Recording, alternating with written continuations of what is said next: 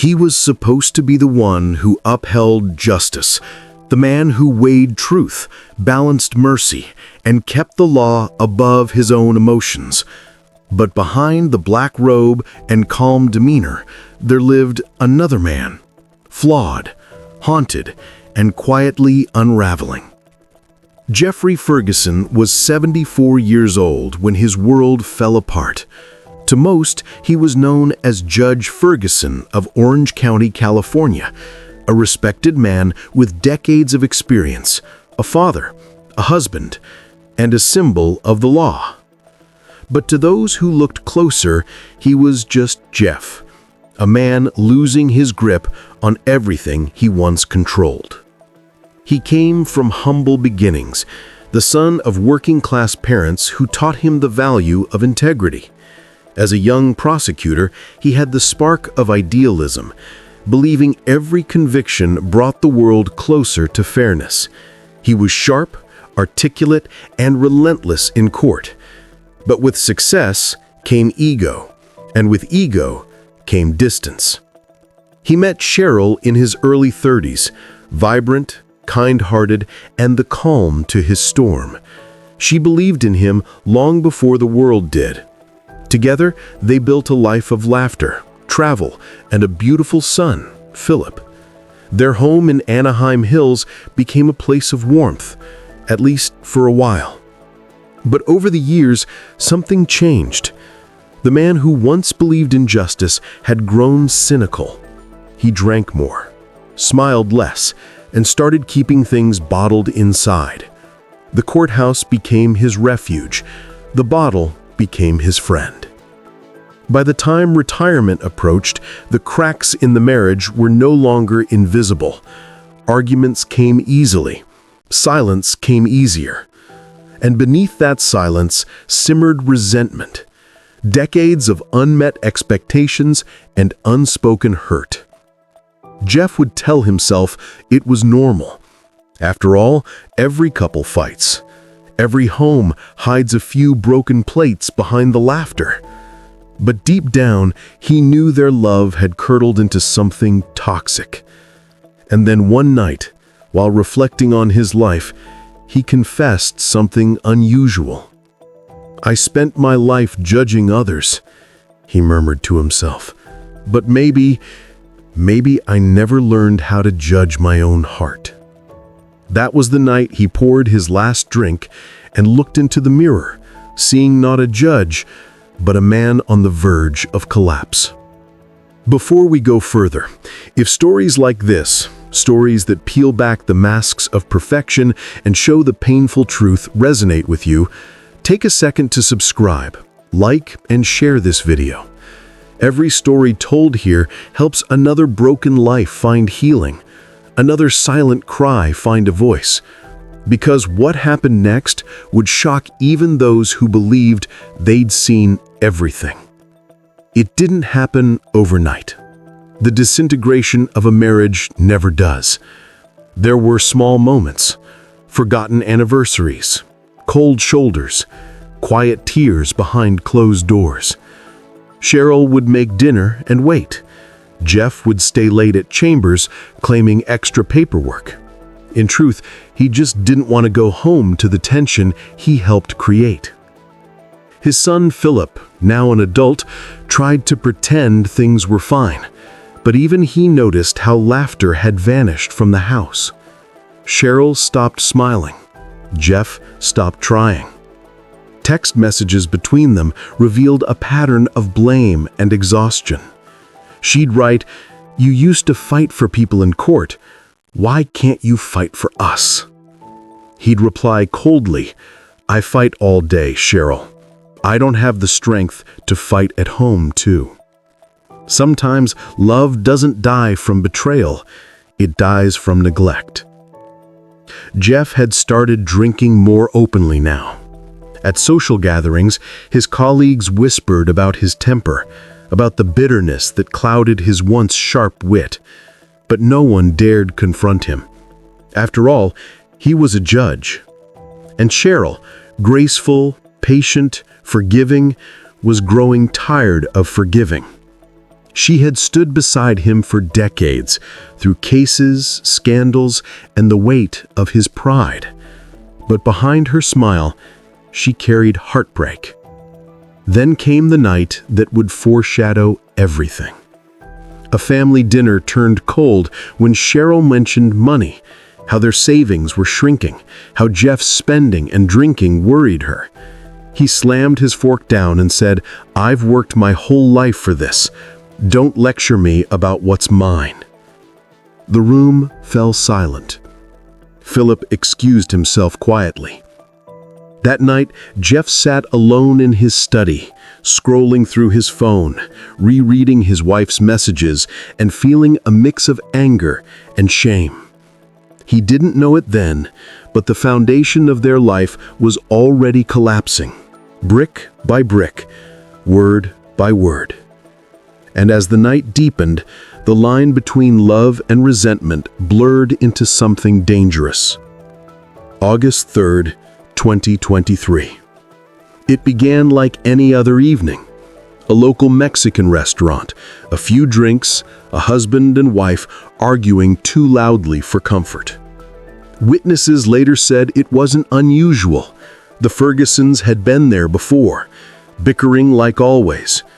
But this night felt different. By the time they returned home to their Anaheim Hills house, tension filled every corner of the room. The TV played Breaking Bad in the background. Ironically, a show about crime, control, and consequences. Cheryl sat on the couch, arms crossed. She said, "You never listen. You think being a judge makes you untouchable." Jeff, half drunk and full of pride, muttered, "You always think you're the victim. Maybe you should look in the mirror for once." The argument spiraled, years of pain unleashed in one storm of words. Cheryl's voice trembled.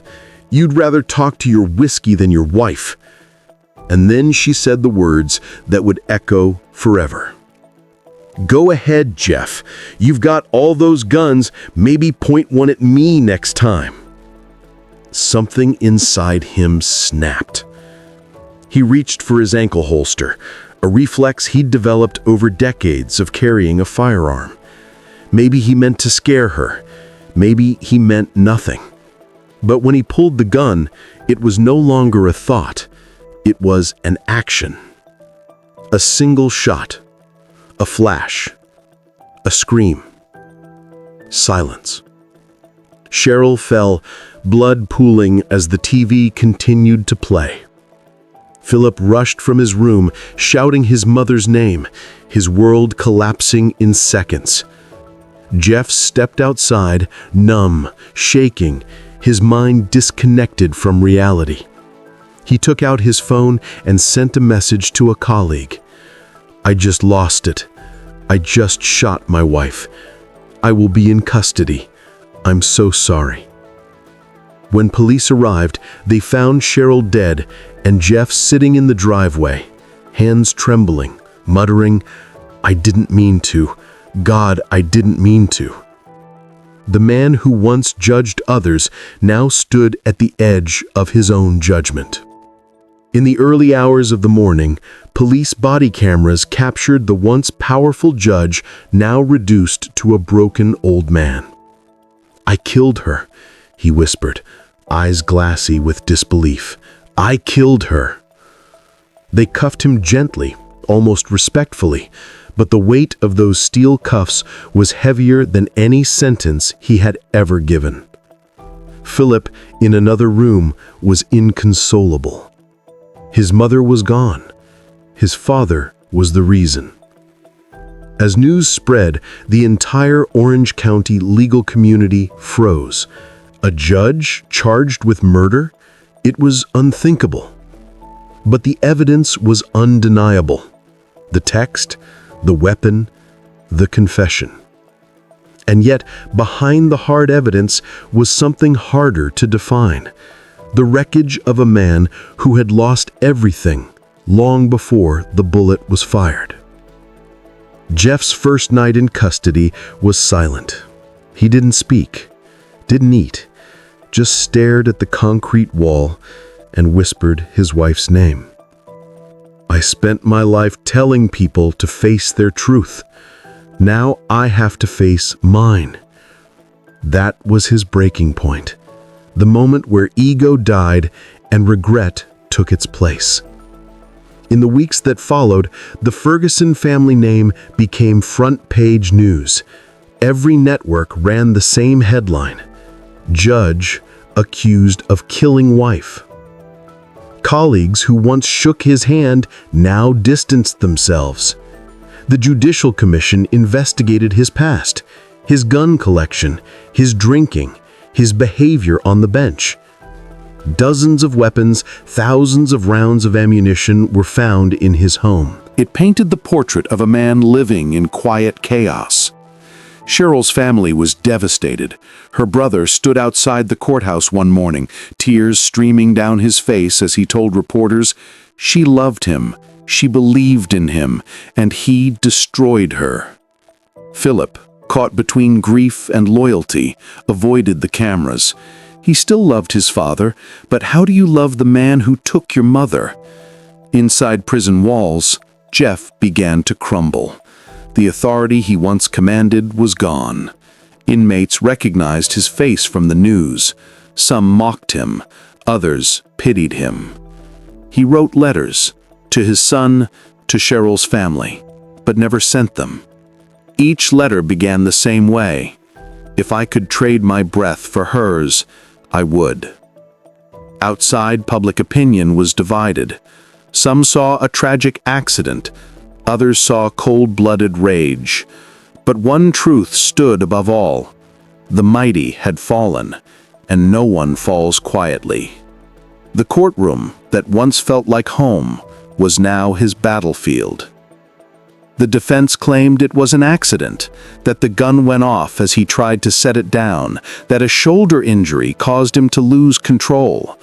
The prosecution countered with cold logic: decades of firearm experience, his text confession, the forensic evidence. Witnesses testified. Experts analyzed trajectory. The jury listened, silent, grave. But amid the legal arguments, there was something more powerful happening inside Jeff. He began remembering moments long buried. The look in Cheryl's eyes when she told him he was proud of him. The way she used to wait up for him after late nights at court. The laughter that once filled their home. Every memory became a blade. Every truth a punishment. On the day he took the stand, his voice trembled. "I loved her," he said softly. "I never stopped. I was angry. I was drunk. I was lost. But I never meant for her to die." The courtroom fell silent. For the first time, the judge was stripped of every layer of control. He wasn't arguing for freedom. He was pleading for forgiveness. The verdict came swiftly: guilty of second-degree murder. The moment the words were spoken, Jeff closed his eyes. In that silence, he wasn't a judge or a husband or a man defined by power. He was just human. Philip stood in the gallery, tears in his eyes. When his father turned to look at him, no words were needed. The pain between them said everything. At sentencing, the judge, a colleague, once his peer, spoke with compassion, yet firmness. "You of all people knew the value of life and the weight of judgment." 35 years to life. As guards led him away, Jeff whispered, "Be strong, son." Prison life changed him. The man who once debated case law now read scripture. The man who once judged became a listener to the broken. He joined therapy groups, talked to younger inmates about control, anger, and loss. In one of his letters, later leaked, he wrote, "I used to think justice was about punishment. Now I know it's about truth. And the truth is, I killed the woman who loved me most." Years passed, the world moved on, but inside his cell, Jeffrey lived each day with one purpose: to make peace with the past. He began writing reflections on remorse and human fragility. Some inmates called him Judge Jeff, others simply called him Old Man, but many came to him for advice, not legal, but personal. He no longer quoted law books, he quoted life lessons. He told them how pride destroys more than poverty ever could, how silence can kill a marriage faster than betrayal, and how a single second of anger can erase a lifetime of love. He couldn't undo the bullet. He couldn't bring Cheryl back. But he could live differently, speak honestly, and maybe, just maybe, teach others what not to become. His son visited him one winter morning. Their conversation was quiet, but healing. "Dad," Philip said, "I don't know if I can forgive you, but I'm trying." Jeff nodded, eyes wet. "That's all I could ever ask." As the years wore on, his body weakened, but his mind cleared. In his final reflections, he wrote, "Justice is not the verdict of man, but the awakening of the soul." And that was how his story found meaning, not in freedom, but in redemption. If this story moved you, if it made you think about the thin line between love and destruction, truth and denial, then don't let it end here. Subscribe, like, comment, and share this story. Somewhere out there, someone's life might still be saved by hearing it. Because behind every crime, every scandal, every fall from grace, there's a human heart crying for a second chance. And sometimes, justice isn't about punishment. It's about awakening. Thank you for watching.